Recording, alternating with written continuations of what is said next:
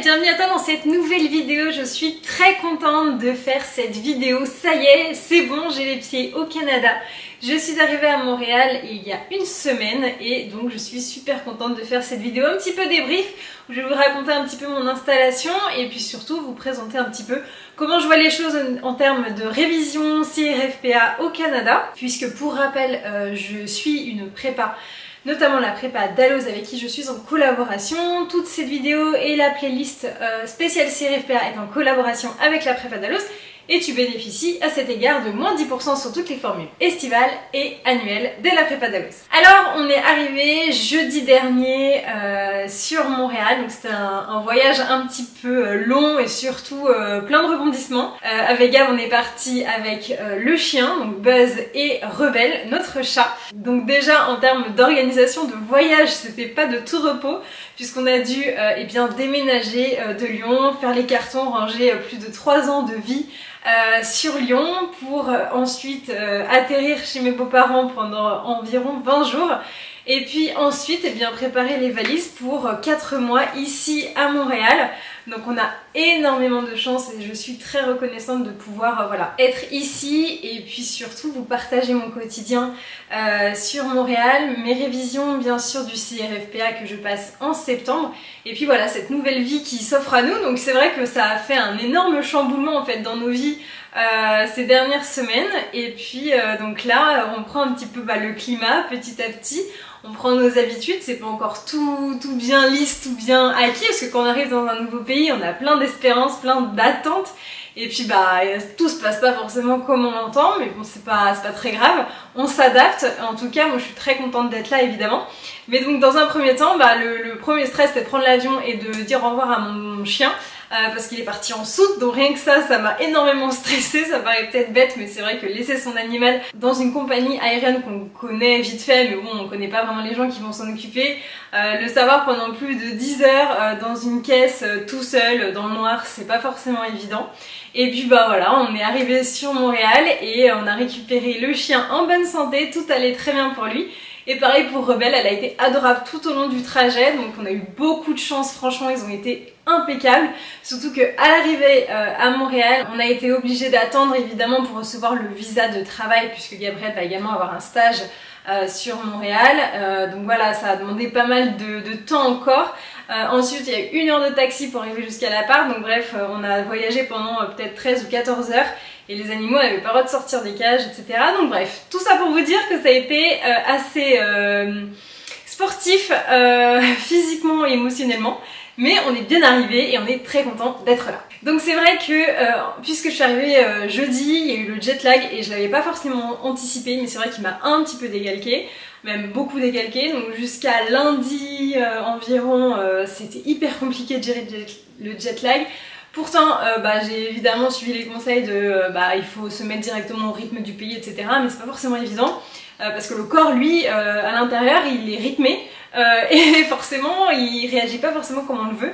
Donc bref ça a été forcément un petit peu déstabilisant, c'est pas très grave, mais c'est vrai que quand on est en pleine révision du CRFPA, moi j'ai été obligée entre guillemets de me mettre en grosse pause, donc ça nous a permis évidemment d'aller visiter Montréal, de prendre du recul, de se poser, de se reposer, etc. Mais c'est vrai que reprendre, de se remettre dans les révisions seulement une semaine, 10 jours après, là ça a été un petit peu plus compliqué. J'ai fait mon premier sujet de procédure civile ici à Montréal aujourd'hui et ça faisait 10 jours que j'avais pas fait d'examen.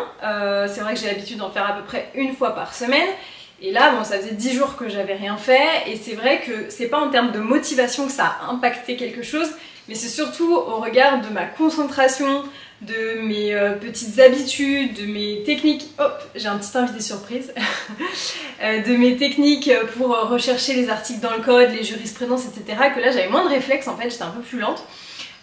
Donc dans un premier temps ça m'a un peu stressée et puis finalement ça se passe quand même bien parce que j'ai regardé la correction après avoir rendu ma copie et finalement c'est plutôt pas trop mal ce que j'ai rendu, donc finalement, oulala tu me regardes avec beaucoup d'amour toi, donc finalement ça a été.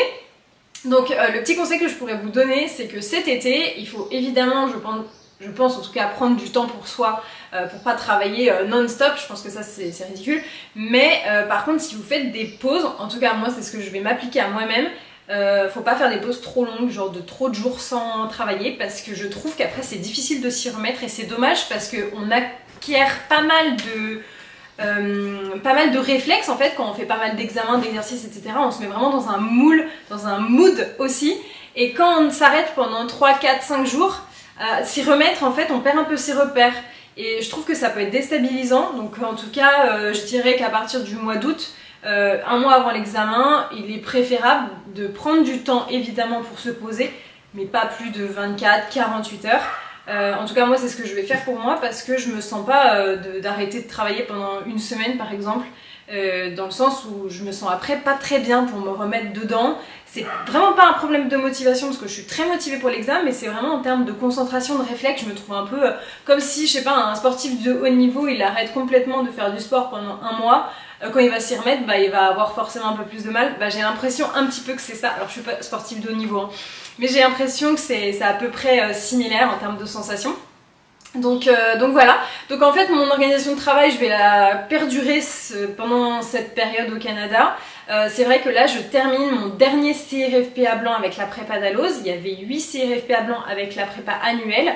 Et là donc je finis le dernier CRFPA blanc. Et ensuite je fais également le stage intensif qui va m'être proposé par la prépa d'Alloz, qui va commencer le 17 juillet jusqu'à fin août et qui va donc m'accompagner. On va faire 4 CRFPA blancs, ça va être aussi des cours en visio, beaucoup d'actualités et puis voilà, c'est un stage intensif donc ça va être assez chargé, mais c'est parfait, c'est exactement ce qu'il me faut. Et donc je vais me rythmer, je pense que j'irai travailler en espace de coworking pour éviter d'être trop chez moi. Je vais m'octroyer des moments off.